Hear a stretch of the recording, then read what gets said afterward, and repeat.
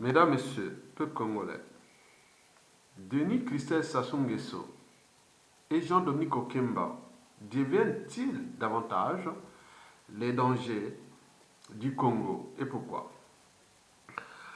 Avant de traiter de manière objective et de bonne foi, juste et libre cette affaire, moi je vais d'abord commencer par vous donner quelques informations et des conseils. Mesdames, Messieurs, je dis quand même bravo Internet. Parce que, oui, Internet a changé beaucoup de choses pour ce monde. Et je voulais vous dire que ma première connexion Internet fut un an après que j'avais mon premier portable, téléphone portable. Je l'ai eu en 1996, ici en France, en région parisienne. Et n'oublions pas, ma première connexion Internet, ce fut en 1997. Mais Google, je l'ai vu en 1999. Déjà, je voyais Google là comme un site d'amateur. Et tout ce qu'on a vu, des bouleversements, avec ce qui s'est arrivé, qu'on appelle la surchauffe Internet, ça s'est passé à partir de 2000, à peu près 2002. Donc, ce qu'on appelle les data centers. Donc, c'est comme si vous avez une maison, et que cette maison devait avoir, par exemple, pour contenir, par exemple, 100 personnes. Mais là, ils arrivent à des millions. Donc, il fallait augmenter le volume. Donc, le volume là de stockage qu'on appelle les data centers, donc c'est ce qu'on appelait l'industrialisation d'Internet. Donc, l'Internet arrivé surtout à partir de 2002, arrivé la montée en puissance de Google, à partir de 2002-2003, il y a eu cette surchauffe. Il n'y avait pas encore des médias et réseaux sociaux comme Twitter, autres. Ils sont arrivés en 2005, puis pour Facebook et pour Twitter en 2007. Voilà.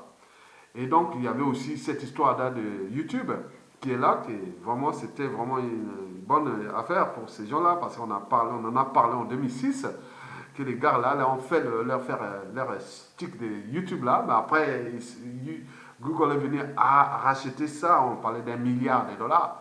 Et donc, on dit que c'était une bonne affaire pour ceux qui avaient inventé YouTube.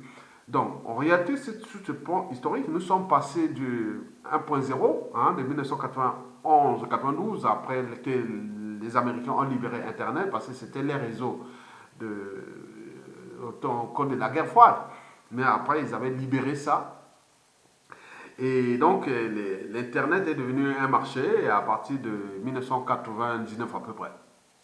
Et là, ça a commencé à monter en puissance. L'arrivée des médias et réseaux sociaux comme Facebook en 2009, Facebook en 2005, puis YouTube en 2006,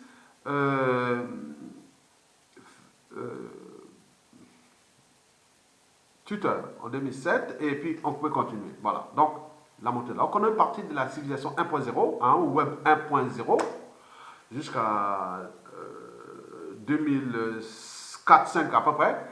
Après, on passait à Web 2.0, qui est toujours d'actualité. Donc, nous allons de pas à pas vers Web 3.0, qui j'appelle civilisation 3.0. Et donc, sur ces données, j'avais parlé d'un article sur les générations hypervisibles, que tout va être là, chamboulé. C'était un article qui était venu d'un réseau canadien qui avait parlé des générations hypervisibles. Ça s'est publié en 2008 et que j'avais relayé ça à partir de 2010 et sur les blogs et des articles que j'avais publiés sur ces réseaux-là. Donc, je vous dis que l'Internet a chamboulé tout ce qui était des médias classiques. L'information qui fut certainement censurée et autres, ce n'est plus censurable. Donc tout est visible. Mais là, se posent d'autres problématiques qui sont les problématiques du droit et de ce qui concerne vie privée, vie publique et de tout ce qu'on doit faire par rapport à cette culture globale où l'hypervisibilité, tout le monde, le système des baies vitrées qui fait que tout le monde peut accéder à l'information au moment où il veut, à l'heure qu'il veut. Mesdames, Messieurs, peuple congolais. Bon, vous savez que pour nous, les Sassou et les Nguesso, c'est des gens d'un autre monde. Parce qu'ils croient que, bon, ben, ils sont dans leur monde du XXe siècle, c'est-à-dire on était à l'époque de Web 1.0 ou même pas et autres. Alors que tout a chambré et que tout le monde est au courant de ce que le régime Sassou Nguesso fait, que la conscience de la jeunesse mondiale aujourd'hui avec des enjeux à venir ne peut plus tolérer ça à l'échelle déjà du Congo et puis de l'Afrique et du monde, ces genres de comportements où les gens viennent s'accaparer d'un pays, du destin d'un peuple et détruisent abusivement comme ça, comme si le monde est devenu au stade de la sélection naturelle. C'est-à-dire nous sommes encore avant le paléolithique, c'est-à-dire nous sommes à 10 000 ans avant Jésus-Christ. Donc, eux, c'est ça. Et donc, moi, si j'interviens ici pour ce dossier sensible qui touche Denis Kissé Sassou Nguesso, le fiston ou le fils de Sassou Nguesso, l'éducateur en place, et n'oublions pas Jean-Dominique Okemba, le patron des services secrets congolais, ou pas des services secrets congolais, mais des services de la tyrannie, parce que ces services sont contre, à 99% contre les Congolais. Et donc, je vais traiter ça de manière objective. Mesdames et messieurs, peuple congolais. Avant d'arriver là, bon, je vous informe que moi, quand j'arrivais ici en 1992, il n'y avait pas encore Internet, hein, oui, on se l'est dit. Même si c'était déjà là, mais pour les spécialistes, ils commençaient à voir qu'il y a un truc. Je vais dire, dans certains moments, je vais vous parler demain, à tout instant, des data centers, hein, ce qu'on appelle l'industrialisation de l'Internet, parce qu'en 2002-2003, il y a eu surchauffe. On ne croyait même plus à l'Internet. Mais en réalité, c'était le problème des data centers, donc des serveurs et autres. Donc, après, on a augmenté la capacité voilà, vous avez vu par la suite. Et la confiance est revenue, c'est-à-dire entre 2002 et 2004, c'était l'Internet, c'était fini. Hein. Pour nous, on pensait que c'est n'importe quoi. Les gens commençaient à dire, oh oui, Internet, et comme ça, voilà. Donc, comme les inventions, comme le monsieur qui a eu l'idée de mettre en place la statue de la liberté à New York, il est parti d'un projet fou, il connaissait même pas, il parlait même pas anglais, il est allé faire tous les trucs. Donc, c'est une aventure qui a commencé en 1875 et qui s'était terminé en 1886, qui est là la statue de la liberté à New York et qui fut pensée ici à Paris, dans le 17e arrondissement de Paris. Donc, vous imaginez l'histoire. Bon, bref. Donc, je reviens sur cette histoire-là. 92, j'arrive ici en France. Les anciens qui avaient encore l'esprit, ils disent, Aya, tu arrives en France, occupe-toi de ta vie. Ne parle pas de la vie des uns et des autres. Ici, il y a les droits. Donc, il y a la vie publique et vie privée. Tous ceux qui sont en charge du destin commun, on peut les attaquer partout. C'est votre droit. Quand vous êtes député, maire, sénateur, vous êtes en mettant en danger la vie, vous gérez la collectivité, vous gérez tout. On peut vous attaquer quand on veut. Mais par contre, si vous n'êtes qu'un citoyen, personne ne peut intenter à votre vie privée. Donc ici, c'est institué, qu'on appelle la protection à la vie privée. On est bien d'accord? Bon, donc sur ce plan, il faut différencier les choses pour un peu dire des choses aux Congolais. Donc, nous, là-bas, on confond tout. Et demain, nous allons légiférer ça par le droit, si on peut arriver, mais ceux qui vivent en Occident, ils le savent. Et ceux qui ne savent pas, c'est qu'il y a des problèmes. Mesdames, messieurs, peuple congolais, je vous dis que si quelqu'un dépense son énergie à s'attaquer à la vie privée des uns et des autres, c'est que c'est soit il a reçu un contrat, il a un contrat, ou c'était marché pour lui, ou c'était un agent du renseignement. Il fait du renseignement. Vous avez par exemple pu voir Bernard Pangui, où les amis croyaient que de manière, voilà, que ce sont des amis, et il vient là, naturellement, mais les autres sont en train de zoomer sa photo de la famille. Je l'ai eu en 2013, par une Congolaise. Au moment où j'étais en train de traiter des affaires, je ne sais pas où est-ce qu'elle est venue me trouver, elle était là en train de zoomer mes photos, de prendre mes photos, tac, tac, tac, tac, tac, tac, tac. Et moi, comme je me suis rendu compte, avec les Blancs, que j'étais ensemble avec les Blancs, j'ai dit non, mais il y a un gars qui a dit non, mais on dirait qu'on est en train de prendre tes photos, qu'est-ce qui se passe? Il ne savait pas que j'ai aussi des activités politiques en Afrique. Et donc, moi, je vais là-bas, je prends je demande à moi, qui est cette femme? Ah oui, j'ai vu cette femme. Et donc, j'ai pris son téléphone. Et non, non, non, non, non, non. Tu as pris une photo. Je regarde, c'est moi ça. Non, il a voulu s'effacer, se fouiller. Non, non, j'ai attrapé le téléphone. J'ai regardé qu'il y avait une dizaine de photos, plus une image en vidéo de 30 secondes. C'était la dernière que les autres ont vu parce qu'on voyait la lumière. Donc, je l'ai venu voir les gars. Bon, c'est pas grave. Je l'ai effacé devant les gars là-bas. Ils étaient choqués, les blancs là. En 2013, hein, en septembre. Exactement en plus. Voilà. Et donc, je prends le téléphone de cette femme-là, qui est toujours ici. Hein. Elle est là, je la connais. Hein. Je la connais, pas personnellement, mais on le voyait bien, elle parle bien, autre. Je croyais qu'elle était. Voilà. Donc, j'ai pris son téléphone. J'ai dit, non, tu m'attends que je termine mon truc là. Non, il faut que j'aille part. Non, non, non, non. Et le barman a dit, non, non, tu viens pas, c'est un restaurant bar ici. Les gens qui en viennent, tu ne vas pas venir faire du ficage ici ou tu ne sais pas. Donc, après avoir fini ça, j'ai dit non, madame, je n'ai pas le temps d'aller plus loin. Hein? Je l'ai appelé derrière l'aide là. J'ai dit non, j'ai des gars là-bas, restez là-bas. Je suis sorti dehors avec elle. J'ai dit non, voilà ton portable, je vais te le fracasser. Je l'ai mis là par terre. Bah! Tout est fracassé. Comment il est là? Je ne pas la police. Va appeler la police. Je suis encore là. Il n'a jamais fait. Donc, on l'attend au moment venu. Moi, je la connais. Bon, donc, tu vois, des gens qui dépensent toute leur énergie pour aller fliquer les gens. Donc, ils font des fiches, ils font des ceci. Donc, nous étions en 2013. Vous savez que j'étais déjà en puissance de contestation du réseau Sassou Nguesso, depuis 2010, 2011. Donc, c'était monté en puissance là. Donc, et ils faisaient du flicage sur ma vie autre. Donc, c'était là, une des agents du flicage. Et donc, je l'ai fracassé son téléphone. Hein. Il n'a jamais porté plainte. J'attends. Et donc, ça, c'est l'énergie que les personnes défendent.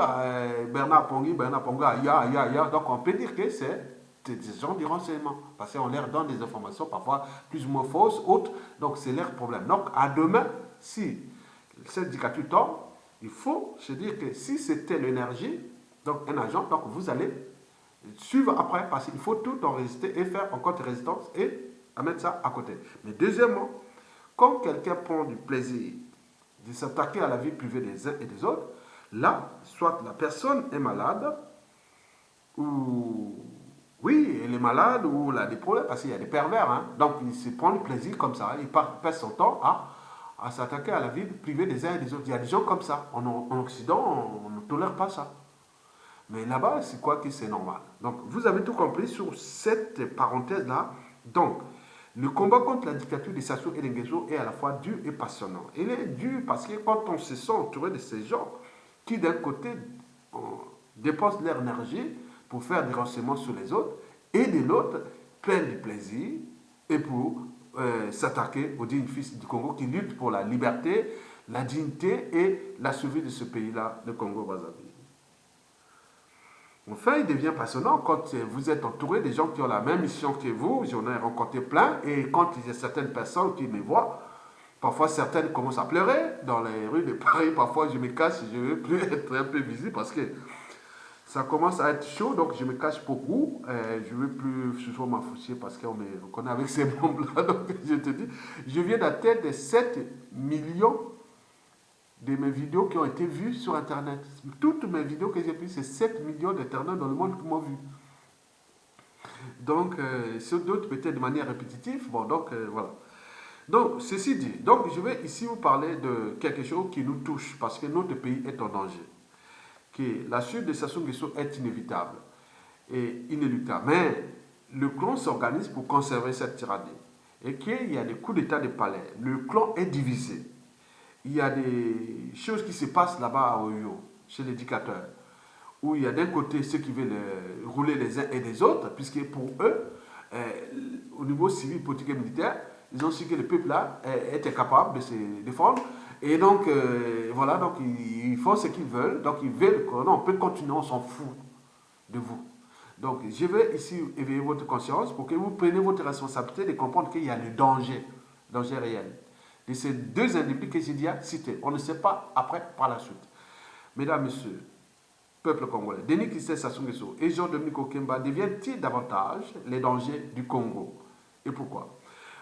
vous savez qu'au niveau de l'opinion nationale, hein, qu'elle soit de l'intérieur ou de la diaspora, 97% d'entre nous ne veulent ni de Denis Christelle Sassou Nguesso, le fils du dictateur Sassou Nguesso au pouvoir, ni de Jean-Dominique Okemba, le neveu patron des services secrets à la tête de ce pays qui est abîmé, ruiné et démoli par eux au sein du clan Boshi d'Oyo au pouvoir, dirigé par le dictateur agonisant à bout de souffle, au bout de rouleau, Denis Sassou Nguesso. Mesdames, Messieurs, bon, donc pour ces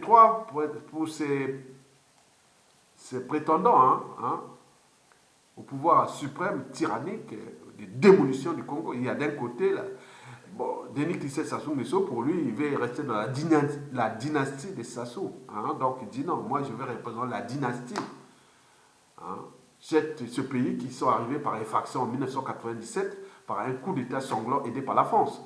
Donc la France en grande partie est responsable de cette situation. Donc, et eux, ils croient que c'est leur patrimoine, ils ont eu cette chance, donc on va construire une dynastie.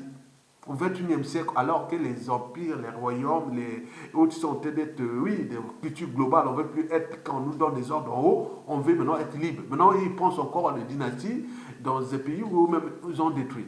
Et donc, Denis Christelle Sassou Nguesso pense dans son rêve, donc il veut devenir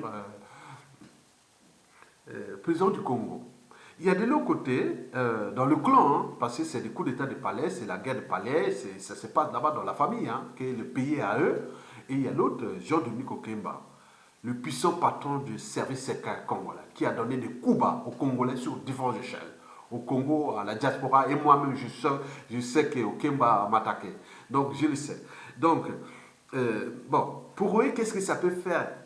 Ça peut faire que les Congolais, même s'ils n'en veulent pas d'eux, ils disent qu'ils s'en foutent.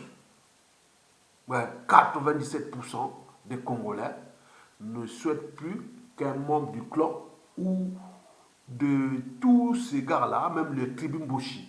Mais il dit qu'est-ce que ça peut faire? Puisque aucun peuple au monde ne peut accepter qu'un pouvoir aussi médiocre ne puisse les rabaisser sans qu'ils ne réagissent. Historiquement, regardez ce qui s'est passé déjà au cours de ces 10 dernières années partout dans le monde, en ce qui concerne les tyrannies. En Afrique, en Asie, en Amérique, partout. Vous avez tout compris. Alors, les seules questions que nous devons nous poser sont les suivantes. Sommes-nous devenus un peuple dépourvu d'intelligence au point d'accepter de telles humiliations ou de tels projets, agendas qui arrivent? Mesdames et messieurs, sommes-nous génétiquement prédisposés à devenir des esclaves des Sassou et des Nguesso dans notre pays, ou du clan Boshi et d'Oyo? Ils vous ont privé de liberté, de dignité. Vous n'avez pas les droits et devoirs, pas de salaire, pas de papa, ils s'en foutent, ils sont là. Vous ne bougez pas. C'est des esclaves. Parce qu'un esclave, c'est celui qui renonce à ses droits et devoirs.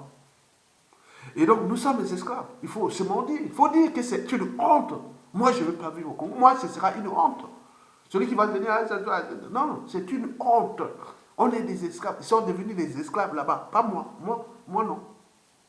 Vous êtes des esclaves. Moi, les jours où ça se tombe, je dis, les Congolais ont été... Je vais mettre ça dans les écoles partout. Les Congolais ont été des esclaves. Pourquoi? On va définir la condition d'un esclave. On lui prive de liberté, de dignité, et même n'a pas de droit, salaire, tout le temps. Vous ne pouvez pas réagir. Vous ne pouvez pas... Oui, comme disait Sekevara, ça ne sert à rien de glander s'il n'est pas capable de te rebeller. Et voilà notre situation.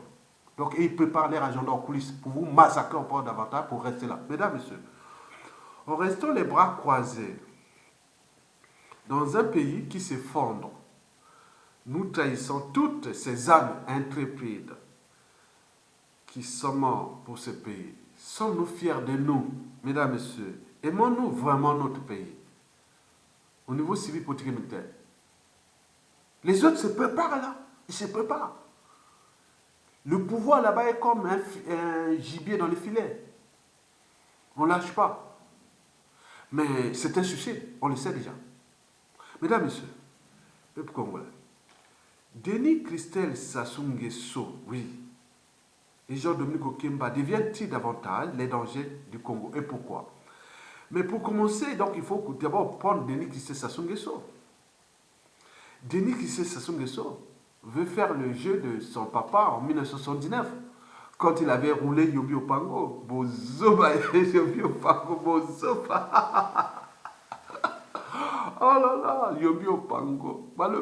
Cet oiseau roulé, yo, le vite, Amoninga Nangaï, bou, pa. Donc, lui, il veut faire là parce que je vous l'ai dit que les Sassou n'a jamais changé de méthode. Donc, les enfants, tout ce monde de clan, ils travaillent avec les mêmes méthodes. Donc, il veut faire quelque chose de 1979, et hold up, qu'il devient président. Et donc, là, tout ce qui s'est passé avec le PCT, Ngolo, c'est leurs affaires, mais c'est un jeu. Mais quel est encore parler de ce parti qui est obsolète, qui représente le crime et autres, qui a été vidé de toute sa substance, même intellectuelle, cognitive, idéologique, autre. C'était un truc vide. Il n'y a rien, c'est qu'un truc machine haute avec un gros siège qui ont construit avec des deniers publics et l'autre là pourra peut-être se transformer ce siège de PCT en bureau de travail pour les autres. Donc on voit déjà la suite de ce parti qui devient quelque part le problème, où la mémoire de Mahama Ngouabi a été souillée depuis son assassinat à nos jours. Mesdames, Messieurs, peuple congolais, Denis Sassou Nguesso, eh bien oui, a monté à son fiston, comment il avait fait ça en 1979. Et le fiston veut faire ça avec le parti et pourront contourner et arriver au pouvoir. Et donc, voilà, tout le monde est là, ils se charnent, ils font des coups bas entre eux. Mais le peuple silencieux est là. Et c'est ça le danger. Mesdames, Messieurs, peuple congolais, Denis Kissé Sassou Nguesso, le fils du dictateur, naturalisé il y a si peu de temps, congolais, hein? Bon, d'autres disent que c'est une Zaïroise. C'est un Zaïrois, voilà, Zaïrois. C'est lui. Bon. Donc, est-ce qu'il a fait déjà la lecture de la chute de la plupart des dictatures? Même les Mobutu étaient intelligents. Ces enfants aujourd'hui sont tués, hein. On n'en parle plus. Hein. Et ils ont compris que l'État, le monstre de l'État, il ne faut pas. Il y a des choses comme on appelle des destins, des trucs, ou la nature des choses, il ne faut pas. Si vous aussi perdez votre vie. Et donc, je lui ai donné des conseils à ce fiston-là. Même si lui, il avait fait des propositions, mais ça, il y a ton en 2014, tu es où, je t'envoie un chauffeur avec nos grosses enveloppes. J'ai dit non, merci. Et donc, il a parlé autre chose.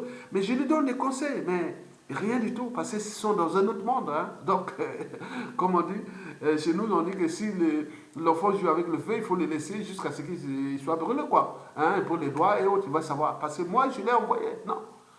La rétrocession des biens mal acquis et tout ça, ça peut être là. Et après, bon, ben, si au pays, tu peux faire la prison parce qu'on voit en Angola, là, partout, les enfants des anciens dictateurs, la plupart du temps, quand il y a des régimes qui sont civilisés, ils les ont emprisonnés.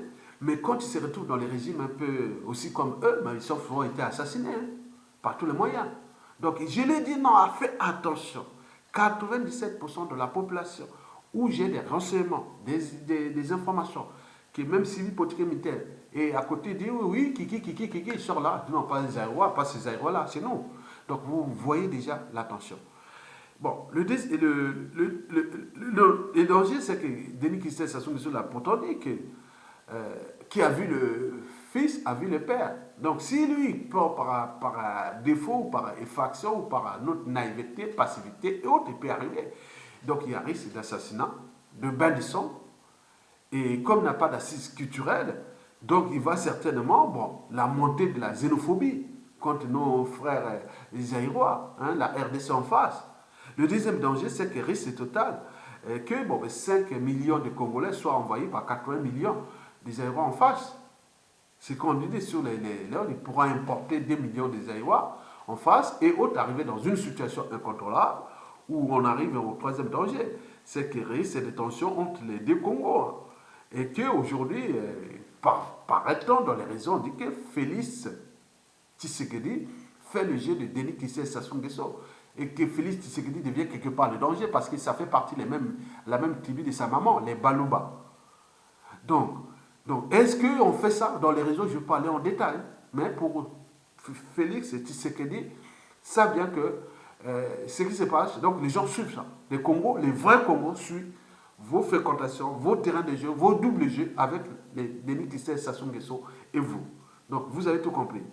Et le quatrième danger, c'est l'implosion du Congo, parce que Denis Sassou Nguesso sera déjà affiché déjà comme nordiste, plus Mboshi. Donc, au nord, là-bas, il y aura dérèglement politique et militaire, plus le sud qui ont guet-apens, 2 tiers de la population qui n'en veut plus de décision. Donc, on peut arriver dans une situation incontrôlable. Et n'oublions pas le cinquième danger, c'est la France qui, d'ailleurs, en 1997, avait placé ces gens-là. Hein? Maintenant, aujourd'hui, les fistons voleurs qui a ruiné, qui a volé les pétrole du Congo, qui avec son magot de plus de milliards de dollars, qui ont des trucs qui sont cachés par-ci par-là. Donc, la France peut être coupable de ce qui peut arriver comme implosion. Ce pays la France libre et de tout ce qui... Voilà, alors on peut arriver dans une situation incontrôlable. Donc, le risque que je vous dis, c'est le risque de tension, hein, de xénophobie entre les deux Congos. Et c'est visible parce que moi, je suis un informateur dans le sens de l'intérêt général des deux Congos, de l'Afrique centrale et d'Afrique et du monde aussi, dans les cas de synergie, de synthèse, des consensus. Bon, donc moi, je dis qu'il y a le risque d'implosion, un risque de xénophobie augmentée, comme ça on a vu en Afrique du Sud. Hein. Donc les Aïrois vont être chassés de chez nous, et là-bas on peut faire ça, de vice-versa, jusqu'à des tensions comme ça. Donc les gens se préparent. Je vous dis sincèrement, avec Kiki, les gens se préparent à cette situation dans Brazzaville, la chasse à l'homme, à Kisasa aussi là-bas. Donc au moment qu'on parle de Kiki, pour ceux qui vivent à Kisasa, sont des Congolais de Brazzaville. Bon, d'autres ont fui la dictature, mais ça sera vraiment difficile pour eux, pour ça. Mais préparez-vous à cette éventualité, à se barrer, à traverser le fleuve au moment venu où tout ce qui peut se passer, parce que ce garçon-là, quoi qu'il peut passer par ça, mais il peut risquer sa vie déjà dans le coup d'état de palais, entre eux aussi, l'épée Damoclès entre eux. Donc c'est le danger. Maintenant, revenons, prenons le cas de Jean-Dominique Okemba, le patron des services secrets congolais. De Jean-Dominique Okemba, j'ai dit, oh, le neveu du tyran, avec ces services secrets qui ne sont pas les services secrets du Congo, mais c'est les services secrets de la tyrannie. Vous savez que ces services sont à 99% utilisés contre les Congolais. Et puis encore, contre ceux qui contestent ce régime tyrannique sur du front d'échelle. Oui, c'est logique, on a vu ça dans toutes les dictatures. Les services secrets ne sont pas là pour eux, ils sont pour maintenir la tyrannie. Donc eux, ils utilisent ça au pays là-bas pour fliquer, assassiner et autres. Dans la diaspora, ils sont là pour le flicage parce qu'ici il y a les droits, donc il faut faire attention aux empoisonnants. Donc ils sont là avec leurs molécules de poison partout, de tout ça. Ils sont là, ils sont partout, ils nous suivent là. Moi je suis suivi, moi je le sais. Je sais que je suis suivi par les gens depuis Kokemba. Ils font leurs fiches, mais juste à combien de temps? Parce qu'il y a les comptes espionnage aussi. Donc au moment venu, on sait bien, je sais déjà, pour moi, moi je vous dis sincèrement, sur la place de Paris, je connais ceux qui sont en Europe aussi. Je connais déjà ceux qui me fliquent. Par des réseaux parallèles, on dit oui. Parce qu'avec la montée en puissance de ce qui se dessine, beaucoup aussi se préparent déjà pour la suite. Donc on dit, voilà sur la place de Paris, voilà sur les médias réseaux sociaux, voilà ce qui ça, voilà. Ce qui vous fait ça, c'est ça, ça, ça, ça. Donc vous imaginez l'enjeu. Donc, il faut se dire que Jean-Dominique Okemba, depuis le 3 septembre dernier, hein, Sassou Nguesso a été humilié ici, parce que Sassou Nguesso devient aussi le problème non seulement de son pays, qui, pour les intérêts vitaux de la France dans cette région, qui risque d'être perturbé par tout ce bouleversement, tout ce qui peut arriver comme bazar là-bas. Et n'oublions pas aussi, l'image de la France a été souillée à cause de Sassou Nguesso, disons au niveau des institutions internationales et autres. Donc la France n'a pas d'amis, n'a que des intérêts. Donc Sassou est humilié. La France a fait son employeur, c'est celui qui l'a placé là, qui l'a renseigné, qui l'a fait tout. Donc on ne sait pas entre le salarié et l'employeur, on ne sait pas qui va licencier l'autre. Mais si l'employeur ne peut pas licencier après avoir annoncé que tu es le salarié devient du maître, mais s'il ne le fait pas, donc c'est quelque chose qui va être crainte haute pour monter encore à la France, que la France est capable de chasser Sassou Nguesso. Donc c'est un double jeu qui risque d'emporter aussi la France elle-même.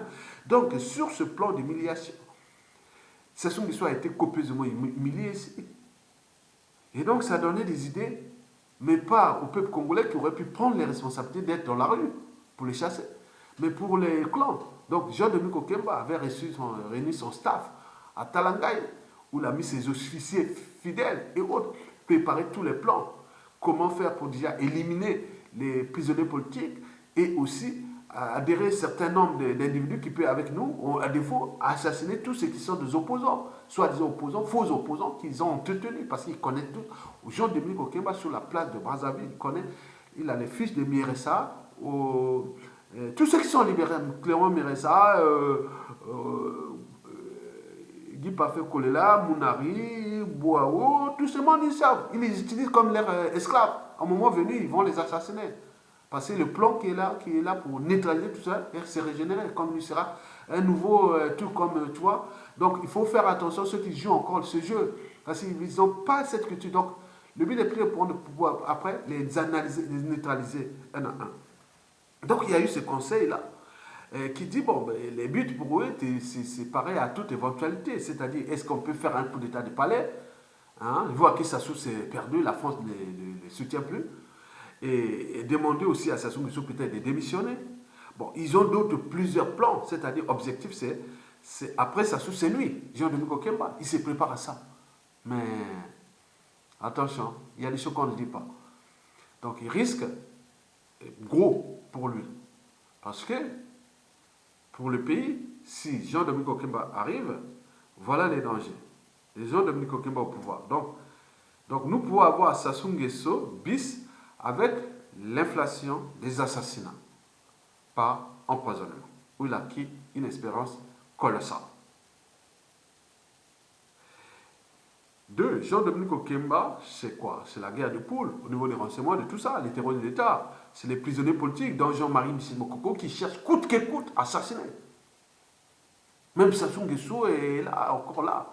Donc ceux qui sont dans les prisons de Brazzaville, là, donc ils suivent, peut-être qu'ils ont injecté déjà des produits, des médicaments, des trucs comme ça, il va mourir.